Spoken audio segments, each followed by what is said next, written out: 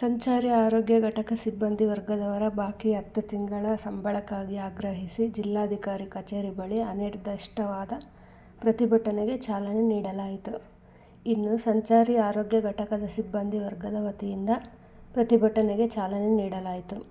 ಚಿತ್ರದುರ್ಗ ಜಿಲ್ಲೆಯ 6 ತಾಲೂಕಿನಲ್ಲಿ ಹೊರಗುತ್ತಿಗೆ ನೌಕರರಾಗಿ ಸಂಚಾರಿ ಆರೋಗ್ಯ ಘಟಕದಲ್ಲಿ ಕೆಲಸ ನಿರ್ವಹಿಸುತ್ತಿರುವ ಸಿಬ್ಬಂದಿಗಳ ವೇತನವು ಸುಮಾರು 10 ತಿಂಗಳಿನಿಂದ ಕೊಟ್ಟಿರುವುದಿಲ್ಲ. ನಮ್ಮಗಳ ಜೀವನ ತುಂಬ ಕಷ್ಟಕರವಾಗಿ ಬೀದಿಗೆ ಬಂದಿರುತ್ತದೆ. ನಮ್ಮ ಸಂಬಳ ಕೇಳಲು DHO ಕಚೇರಿಗೆ ಹೋಗಿ ಕೇಳಿದರೆ ಈ ತಿಂಗಳು ಇಲ್ಲ, ಮುಂದಿನ ತಿಂಗಳು ಆಗುತ್ತದೆ ಎಂದು ಹೇಳಿ ಕಳಿಸುತ್ತಿದ್ದು, ಸಂಸಾರ ನಡೆಸಲು ಕಷ್ಟಕರವಾಗಿದ್ದು, ಈ ಹಿನ್ನೆಲೆ ಬಾಕಿ ಸಂಬಳವನ್ನು ಶೀಘ್ರವಾಗಿ ಬಿಡುಗಡೆ ಮಾಡುವಂತೆ ಒತ್ತಾಯಿಸಿ ಅನಿರ್ದಿಷ್ಟಾವಧಿ ಪ್ರತಿಭಟನೆಗೆ ಚಾಲನೆ ನೀಡಿದ್ದಾರೆ.